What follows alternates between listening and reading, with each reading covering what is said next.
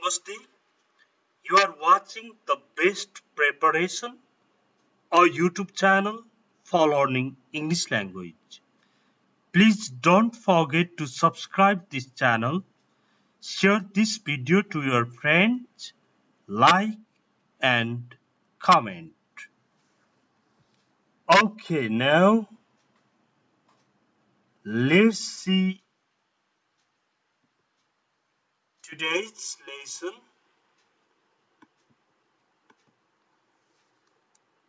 हेर्नुहोस् त आजको यो लेसनमा मैले धेरै मेहनत गरेर कन्टेक्स्चुअल लर्निङलाई फोकस गरेको छु।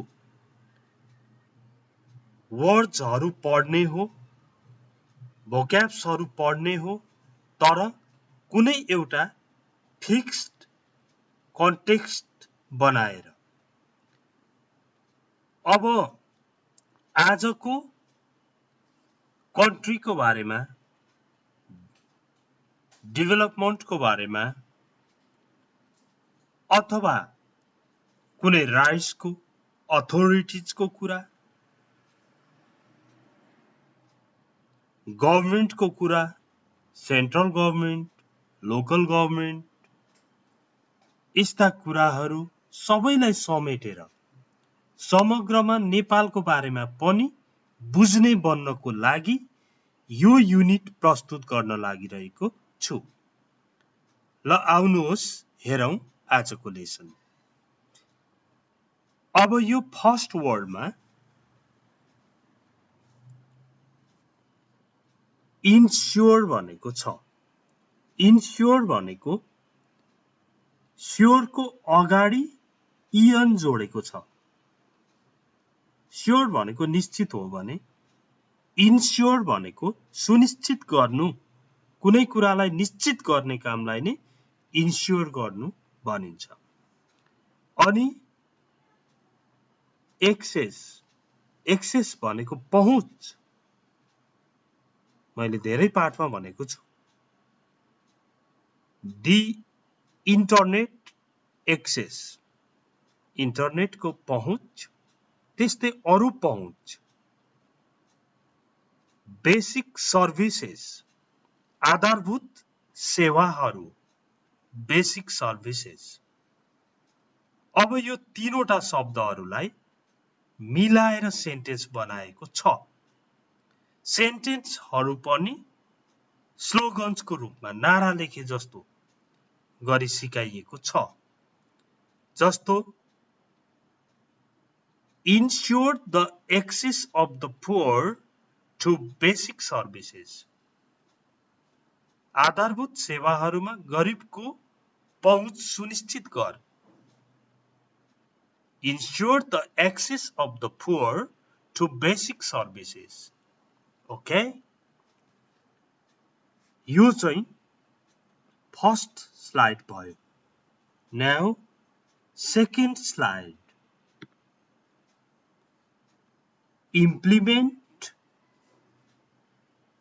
Implementation, uplifting. इम्प्लिमेन्ट गर्नु भनेको कार्यान्वयन गर्नु। इम्प्लिमेन्टेसन कार्यान्वयन, अपलिफ्टिङ उत्थान। अब यो तीनवटा वर्ड्सहरूलाई सेन्टेन्समा प्रयोग गरिएको छ, खास गरी इम्प्लिमेन्ट र अपलिफ्टिङलाई। Implement a plan for the uplifting of helpless.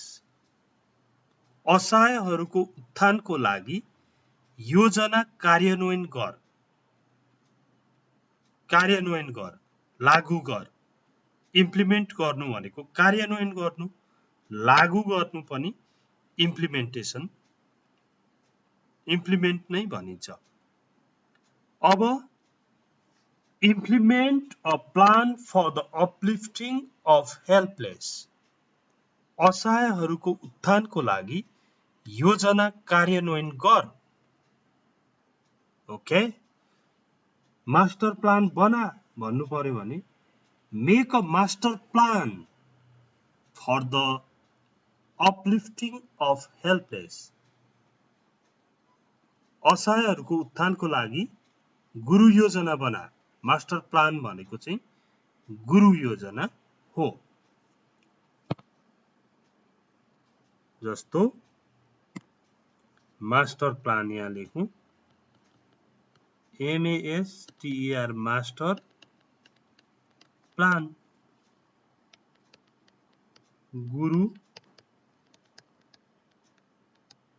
गुरु योजना अथवा मुख्य योजना मास्टर प्लान। ओके, तपाईले implement a plan for the uplifting of helpless जानेपछि असहायहरूको उत्थानको लागि गुरु योजना बना भन्नु पर्यो भने make a master plan for the uplifting of the poor, of helpless भनेर बनाउन सक्नुहुन्छ। यसरी नै शब्दहरू सिक्न सकिन्छ। यसपछि यो 3वटा भयो, अब 4वटा शब्दहरू। सीड्स, बिउ, डिस्ट्रिब्युट वितरण गर्नु, इसेन्शियल आवश्यक, केमिकल फर्टिलाइजर रासायनिक मल। अब हेर्नुहोस् त, सीड्स भनेको बिउ रहेछ, डिस्ट्रिब्युट गर्नु भनेको बाँड्नु रहेछ, वितरण गर्नु, इसेन्शियल भनेको नेसेसरी आवश्यक, केमिकल फर्टिलाइजर रासायनिक मल, कम्पोस्ट फर्टिलाइजर भन्यो भने प्राङ्गारिक मल, केमिकल फर्टिलाइजर भन्यो भने रासायनिक मल। अब यहाँ भनेको छ distribute essential seeds and fertiliser in time. हेर्नु त, आवश्यक बिउ तथा मल समयमै वितरण गर। Distribute essential seeds and fertiliser in time. आवश्यक बिउ तथा मल समयमै वितरण गर। अब अहिले तपाईको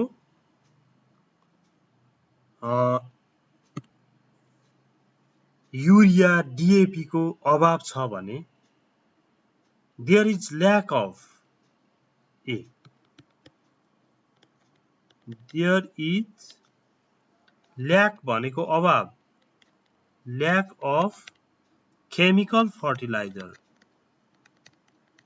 chemical fertiliser like urea DAP भनेर तपाईले कुरा गर्न सक्नुहुन्छ।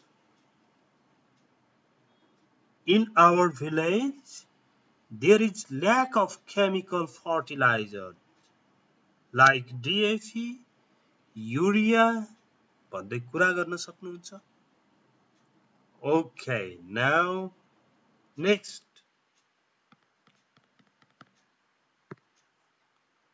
authorities अधिकारहरू, ह्यान्ड ओभर हस्तान्तरण गर्नु, लोकल स्थानीय।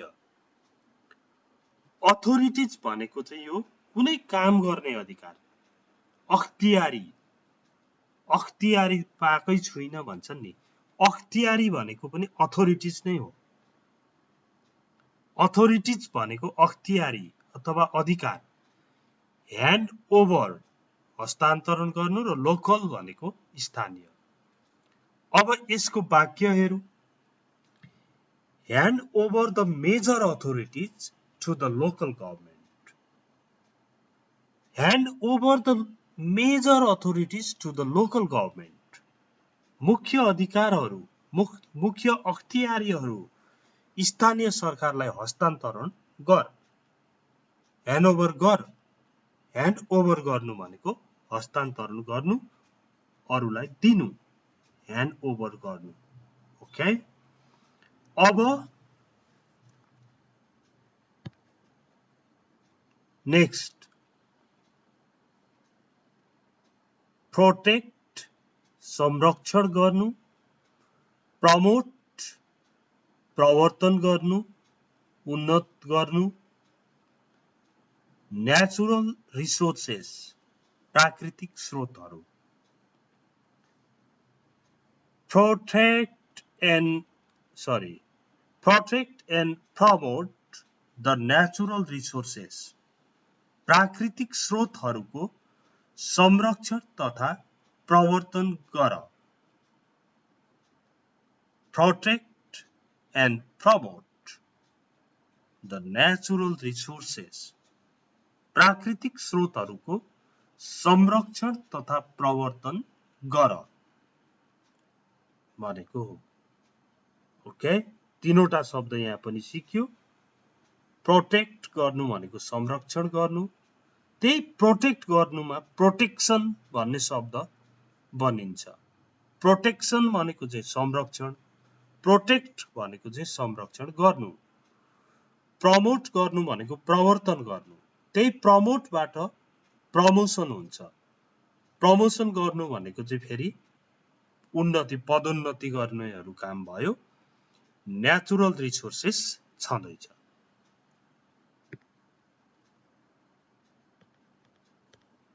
अब नेक्स्ट यहाँ हेर्नुहोस् त, मैले अरु भिडियोमा पनि भनेको छु, यो MULTI मल्टी भन्ने शब्द छ नि, यो बहु भन्ने शब्द हो. मल्टी पार्टी बहुदल, मल्टी पार्टी भन्दा बहुदल हुन्छ. मल्टी पार्टी सिस्टम छ नेपालमा, बहुदलीय व्यवस्था छ. त्यस्तै यहाँ हेर्नुहोस् त, नेपालको परिचय दिँदा नेपाल मल्टिलिङ्गुअल बहुभाषिक, मल्टिरेसियल, रेस भनेको जात, मल्टिरेसियल बहुजातीय, मल्टिकल्चरल बहुसांस्कृतिक, सेक्युलर धर्मनिरपेक्ष. Nepal is a multilingual, multiracial, multicultural and secular state, secular country. Nepal बहुभाषिक, बहुजातीय, बहुसांस्कृतिक तथा धर्मनिरपेक्ष देश हो. ओके, मैले यो स्टाइलले सिक्दा तपाईलाई कस्तो लाग्यो लेख्नुहोस् कमेन्ट बक्समा. यो ठीक छ, this method is very nice अथवा कम्फर्टेबल अथवा इजिएस्ट वान अथवा कुनै कुराहरू लेख्नुहोस्. म त्यही अनुसार अरु भिडियोहरू पनि बनाउने छु. यो भिडियो शेयर गर्न पनि नभुल्नु होला. Thanks for watching this video. See you tomorrow. Bye bye.